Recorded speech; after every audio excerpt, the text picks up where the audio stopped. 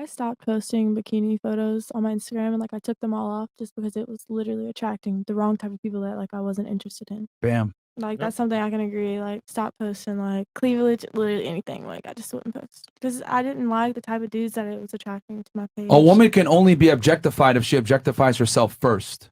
A man cannot objectify you unless you objectify yourself first. They did an experiment with this, right? They had the girl walking around in New York City, one dressed somewhat provocatively, another one dressed in a hijab. Though the girl that was dressed in a hijab got harassed, she got harassed significantly less than the girl that was dressed in Western clothing. There's a reason why every civilization since the beginning of time have done everything they could to control female sexuality and make women dress more conservatively. From the Amish all the way to the Muslims to the ancient Chinese, etc. They've done this because they know that female sexuality is very powerful. And they know that men, when they see women objectify themselves, objectify them in return. What happens when a woman's objectified? They don't respect her.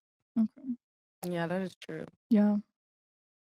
Women objectify themselves. There is a difference between society objectifying women and women objectifying themselves. When in high school, I was taught that women were expected to meet certain standards in society that men didn't need to adhere to. Women were conditioned to wear makeup, dress nicely, and behave in a certain manner, or they wouldn't be accepted. I was told that women were sexualized in advertisements to boost sales, and they are shown wearing full makeup in unrealistic situations in TV shows and movies. This was said to set an unrealistic standard for young girls and cause an unrealistic standard for our society. Now, if we get into the objectification of women, I want to start with the term objectification. The action of degrading someone to the status of a mere object. So this would mean that our society degrades and uses them as objects for multiple purposes. An example could be boosting sales. However, saying we are objectifying women as a society means that women are objectifying themselves. Unless we go with the statement that the male sex is responsible for the objectification of women. This would say that since men are not women, we are degrading others by placing them in advertisements or other positions for a purpose. This purpose would mainly be making money. From this, we could conclude that men force women or in some way manipulate women to degrade themselves and become the object society, men in this case, desires. Now the tricky part is what comes next. Men and women alike are equally capable of forcing someone from a legal point of view. Sure, we could raise child slaves to be our future models, or we could threaten to murder a person's family if they don't appear in our advertisement wearing only underwear. We cannot look from this perspective, as almost anything can be forced from anyone using illegal means. This takes us to the point of men objectifying women. In a legal sense, the argument of men forcing women is becoming cluttered. How exactly are men forcing women to objectify themselves? For instance, men could use money to pay women into appearing in possibly degrading media such as movies, television, theater, pornography, and advertisements. However, in this case, it wouldn't be men forcing the women, but women making a conscious choice to appear in these types of media. Now this is an interesting revelation. If by all means the media are objectifying women by conditioning women to accept themselves being placed in such roles in the media, a cycle of ignorance should have been formed throughout society. This would set the standard for women to be in these compromising roles without them being consciously aware of them. However, from my experience, women are told they are objectified in high school. High school is legally required in most countries, meaning women should know they will be put in these degrading positions, yet still appear in these types of media. This is where the theory of men degrading women starts to crumble. We have found that men can't force women to be in these degrading positions, and that women are aware of putting themselves in these degrading positions. Blaming men for objectifying women would thus be wrong. The only people who can objectify women legally are women themselves by appearing in these types of media, of which they are aware are degrading. Now a counter-argument would be saying that women can't make a career if they don't adhere to the rules of society. However, this is a blatant lie, as anyone can legally produce these media. If women chose not to appear in so-called degrading positions, women would no longer be objectified by the media they appear in and thus set an example for other women. But judging from women appearing half-naked, with a clear intent of using their body as a product, by dancing next to a famous individual in a music video, women have different goals in life and use themselves as a means to an end. Women set the standard for women, not men. Men don't dress up as women to boost sales and to say most women are ignorant and don't know about the compromising position they are putting themselves into is actually in and of itself ignorant. It's the women who objectify themselves, not men. Everybody says that men objectify themselves, but women choose to dress skinnier than men usually do. Women choose to act more sexually than men usually do. It's the women's fault for being the way they are. In the West, women have the most freedom than in any other society. Yet many of them complain that on TV, ads, music, and billboards that women are objectified for their bodies, and they often blame it on men. When ironically, the most patriarchal countries in the world often do the opposite to their women